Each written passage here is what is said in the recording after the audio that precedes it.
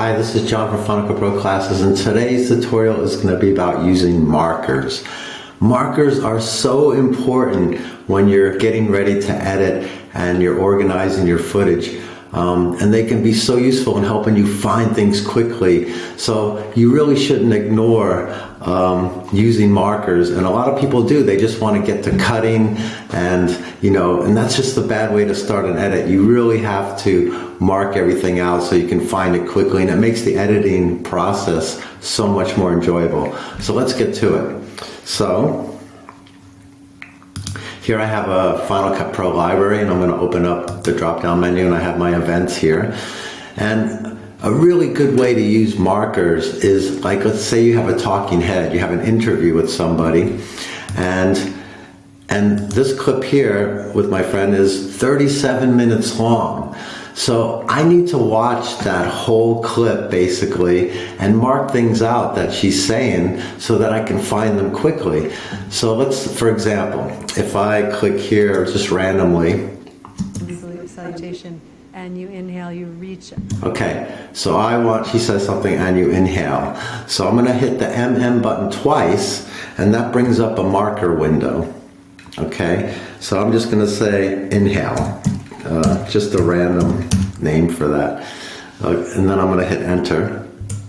And you can see this little marker goes down in the clip right here. So then I just go to another random place. Many live stream classes, like what one? Okay, she says many live stream classes. So I hit MM on the keyboard twice, and the marker window comes up, and I can put many live stream classes. And you can make, the sentence as long as you want. I hit enter, and that marker also goes in the window.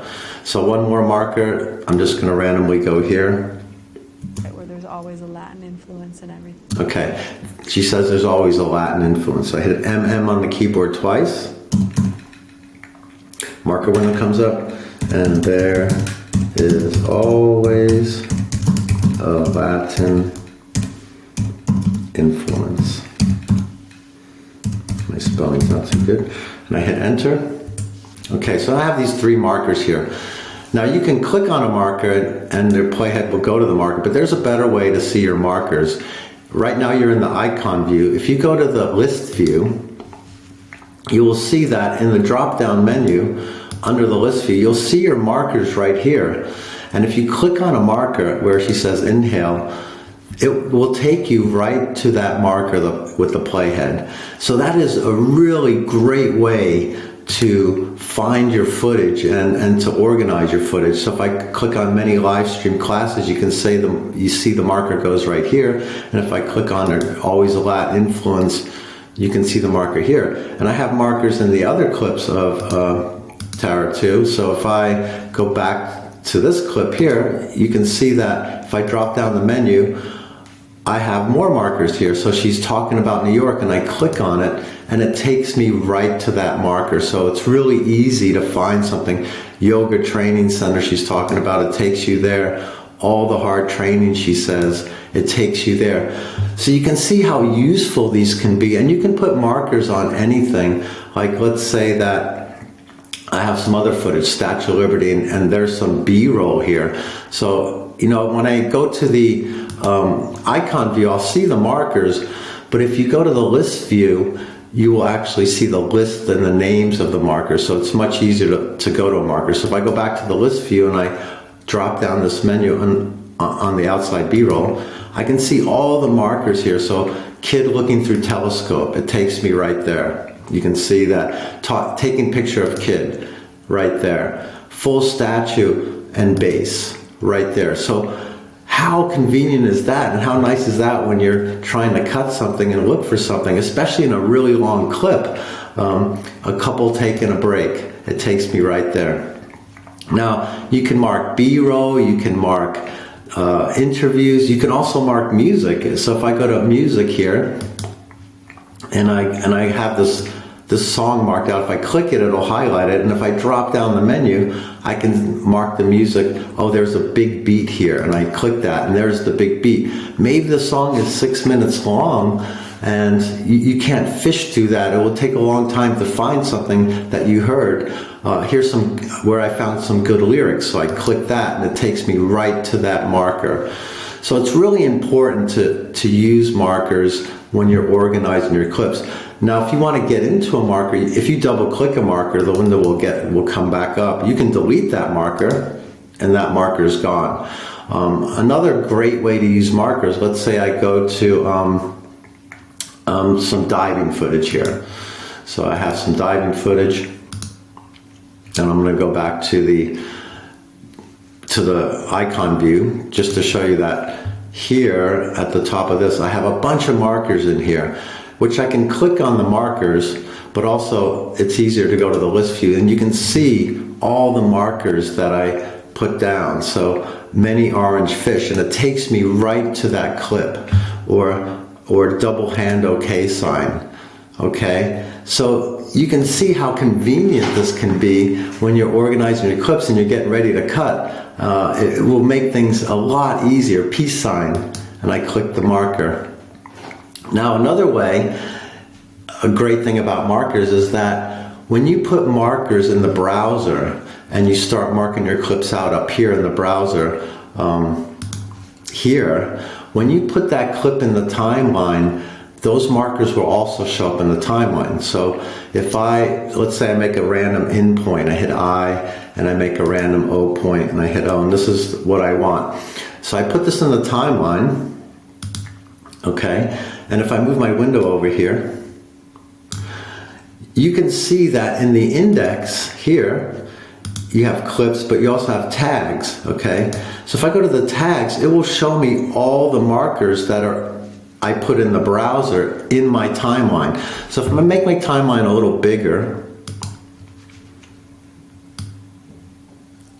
and I scroll back, you can see the markers are all there. Let me make it a little smaller maybe. There we go. So we can see the markers are all there. Now if I'm editing in the timeline, I can go to those places in the timeline by looking at the index tags, and I click a marker and the playhead goes right to that marker in the timeline. So it makes it super easy to find things in the timeline when you're editing. So if I go to green fish, I click on green fish, it takes me right to the green fish. Also another way, a great way, and also when you put layers in, like let's say I go back to my footage and I put another clip in there, let's say just random Statue of Liberty. So if I go here and I pick a random in and out, here's my in, here's my out, and I put that in the timeline. Let's say I put that on top as a connected clip. Maybe I want a B-roll. So I put that on top. And now also those markers are going to be there. So I click the clip and I'll see all the markers I have for that, and I can just click each marker and it will take me right to that marker. So it's just a great way to navigate your edit. Another way you can use markers is, let's say that here I want the client, I'm sitting with a client and the client wants me to change something. So I hit MM on the keyboard twice and I say change shot. Okay, and now I hit this button here in the middle and it makes, it comes up with a completed thing, but it also makes the marker red. So if I hit done, you see the red marker is there. So that's something I have to do. Okay, so if I go change shot, and I know I need to change the shot, and then I fix it, I can double click the marker and I can say completed, and that will turn green. So I know I've completed that part of the shot. So you could be sitting with your client and you say, oh, maybe I want to change the shot, or I want to do something to the shot, put an effect on it. So I put a marker there and I say put effect. Okay, and I hit this little button here and I don't hit completed yet, and I hit done. So now that's red. So all the red markers I would know I would need to work on, and I can find them really easily, and I don't have to sit there and do that with the client. And then when I fix it, I can double click the marker and I can say completed, and the marker turns green. So you can delete markers, you can edit markers by just double clicking them, and they will open up in the window in many places. So here I can double click them. I can double click them on the timeline. I can click them here and the window will open up. You can also put markers on music. So if I go to some music I have, here I put a couple markers down. And if I go to the list view here again, I can see these two markers that I put here.